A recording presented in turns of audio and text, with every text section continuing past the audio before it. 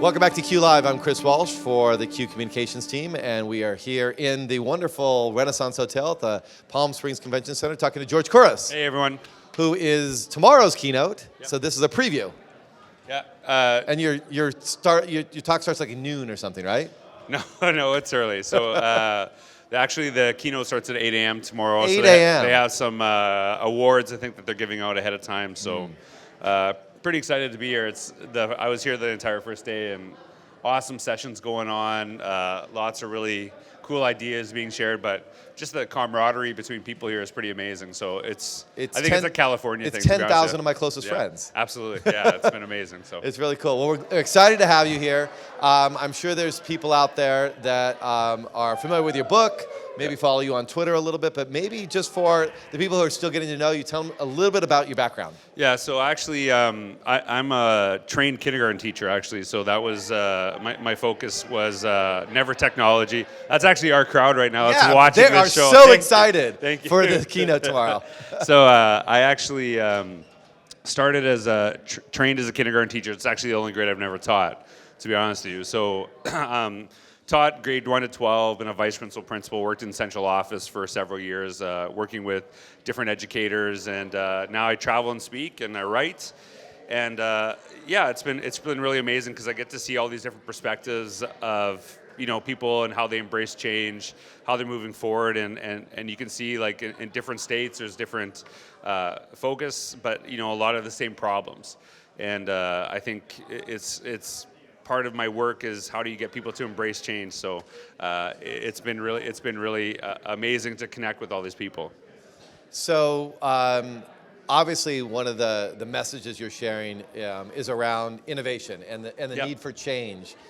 Tell me, just personal opinion, only amongst us, and maybe right. 5 people and watching on this. YouTube, No, there's like 4 people watching right now.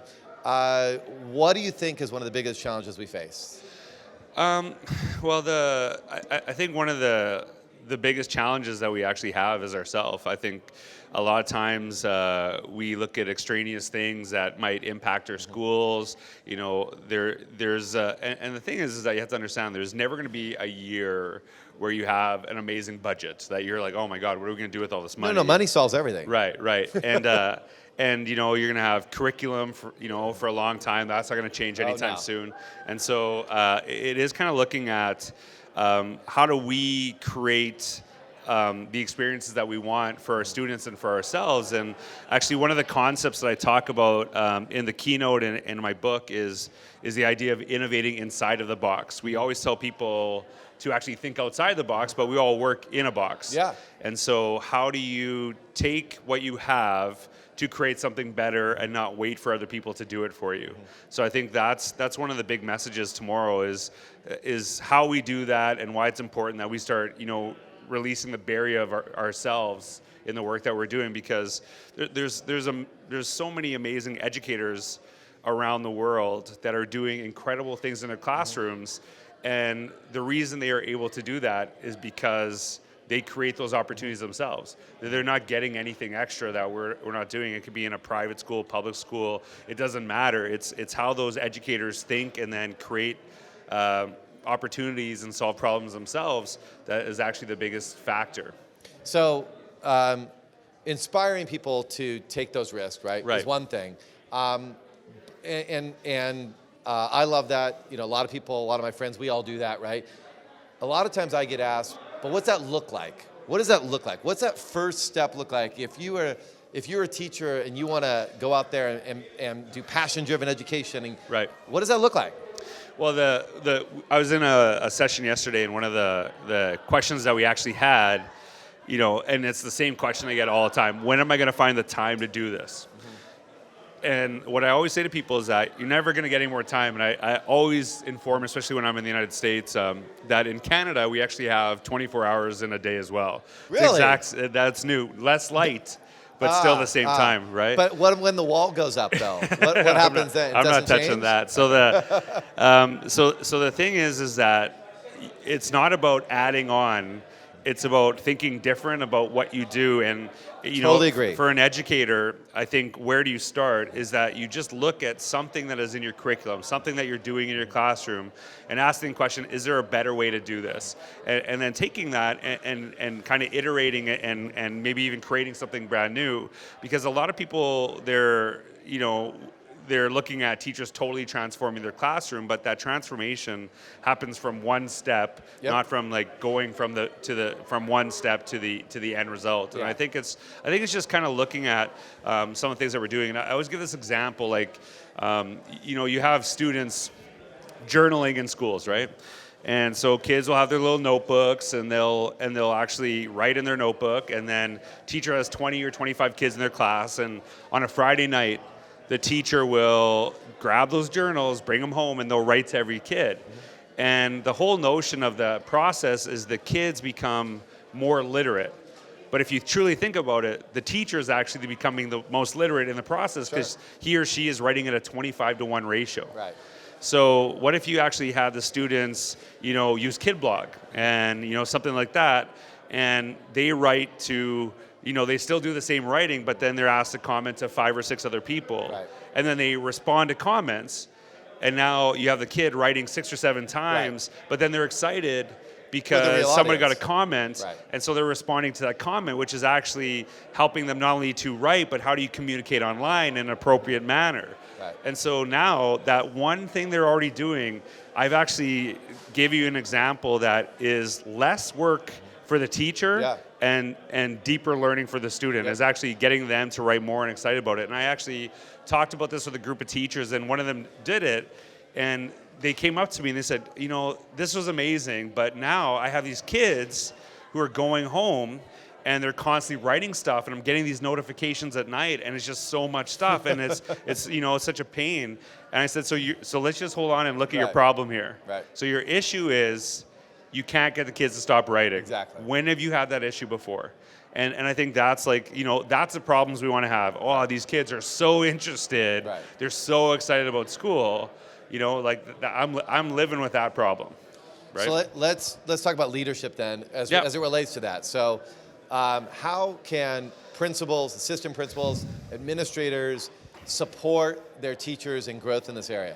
Well, I think it's, just determining what support looks like. Katie Martin's actually here. We were talking about this, is that a lot of teachers that, are doing amazing things are like, just let me go and let me do stuff. And that's great for that teacher. Sure. But some teachers, they need more, I don't want to say intervention, but they need more support. They need more connection. And what Katie had said is that support looks different to different people. And I think that you have to kind of understand that, one process doesn't work for all people.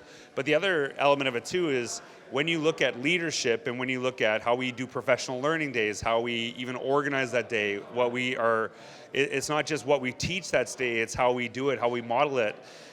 A lot of leaders and a lot of principals are doing the exact same thing that was happening 30, 40 years ago in a staff meeting or a staff day, and then asking teachers to do something different.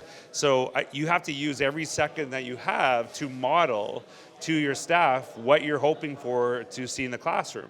And I think that's a big shift, is that you can't ask for something different while you continue to do the same. And I think that's truly really be crucial. the lead learner, right? Absolutely. Yeah. Let's talk about the book for a second. Yeah. Without giving away maybe too much from the keynote tomorrow. Yeah. Well, you're not coming, so it's too early for you, right? Right. Well, if you're going to come knock on my door, I'll tell you the whole thing. Didn't you know the keynote's job is to bring me to the keynote? I actually just bang on everybody's door at 6. Yeah, 6. Right. Ring Get up, everybody. Yeah. Also, everybody tomorrow has to wear this shirt. Right. It's plaid day. It's plaid day. Well, green though tomorrow.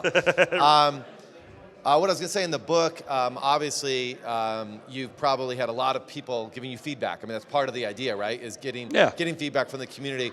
I'm wondering what has resonated with people that as you've talked to people around being an innovator in education. It's really interesting, and this is not something I'm actually talking about in the keynote tomorrow, but I'll probably share it in one of the sessions that I do after. is the book is meant to be a beginning, not the end. And what's really fascinating is right now we're doing a process that's called iMOOC. And so the book is titled Innovator's Mindset, and iMOOC stands for Innovator's Mindset Massive Open Online Course. And what we're having right now is all of these educators, from all over the world. I think we have about 18 countries involved right now. And they're reading the book, so we have this gigantic book study, but you have to blog about it, you have to tweet about it, you have to create different things. And so it is what you create that's part of that process. So now we're starting to develop this community, and right now there's about 4,000 educators around the world who are blogging and sharing. And I think what I find fascinating is that, what resonates is different from one teacher to another, that the book was written for people who want to influence change. And you have, a lot of people are like, oh, that's, that notion's, a lot more for administrators. And the reality is not, that anybody can influence change. That's what leadership is how do you influence change in a positive way and help people move forward. And I think what's powerful is watching the process of people creating, is that what people are taking away from the book is different because their context is so different. But they're sharing their learning back. So now it's not just that I've written a book, it's all these people writing and sharing their ideas, creating their own pathways moving forward. So I think that's, like, if I could write the manual on how to be innovative, it's probably not that innovative, right? And that's, I want to lay the foundation, but I can't tell you exactly how to do it, because where you're at and where I'm at are two different places, and what innovation means to you and what innovation looks like to me can actually be different things. So I think it's just kind of like, what is it within your context that's really sticking out? Cool. So what's next? What's next, whether it's with this community or things you're thinking about next to help move things forward? I think for me, and we were talking before, I really appreciate the work of Carol Dweck and Joe Bowler, and they talk a lot about growth mindset. And I really believe in that. That's actually something I think I read when it first came out and really made an impact on me as a principal. And so one of the things I talk about is that that's actually in our world where we're asking kids to create, we're asking kids to be innovators and creators, that simply, becoming better at math is not actually a high enough standard. It's what you do with the math that's really crucial. What actually means that you actually have to be pretty amazing with the math, that it's how you apply it and how you move forward and what you create for this. And I think for me, it's trying to get people more understanding that, as the world becomes more automated, if people can get a technology to do your job, that's eventually happening. And so yesterday, right, it's already happening. Right, it's already like I always talk about the Amazon Go stores. You swipe your phone, walk in, grab your groceries, walk out. Those already exist. Right. And so there's no cashiers, there's nobody sitting there, there's no lines, super convenient, and it's cheaper. And educators think they're impervious to this. Right. It's not. Well, it's going to happen. And that actually, there was a really fascinating quote, and it said, "We expect innovation in every organization except for the ones we work in." So we're good at doing what we do. You all need to change, right? Like, I can't believe the iPhone 7 is not so much better than the 6 Plus, right? And I think that we celebrated when the original iPhone came out, but nobody in this conference would want it.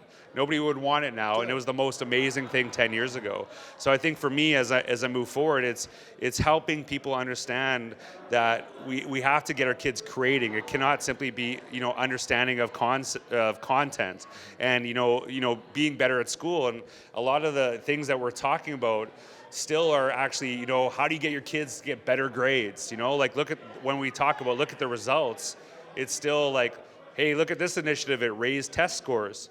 I'm still not getting kids to create anything. So how do you get them creating? And I think that's something that if I really want to happen, I can't just move on to the next thing. It's really going deep with the work we're doing right now. And what I always tell people is the book for me is I've learned so much after from other people. And I think that's a really cool thing, because I'm getting them to share as well. Awesome. Well, we're going to go deeper tomorrow at the keynote, and then you have some follow-ups after that. Yeah. And so hopefully people get a chance to learn more and dive deeper and be part of that community you're building. And I think that's really, for me, I'm really excited because, I get to address and share this with everybody, and it's just amazing conference, as I said earlier. But then having those smaller sessions with people where they can, and they're not me just talking, it's going to be totally turned over to the room and seeing what they want to learn. And I think that's going to be a really amazing opportunity for myself as well to grow through that process. So I really appreciate being here. Yeah, well, thanks for thanks for coming. We're glad to have you here in Palm Springs, and good luck tomorrow. Thanks. Break a leg. Thank you. All right, thanks for joining us here on Q Live. For everybody at the Q Communications Committee, I'm Chris Walsh, and we'll see you soon.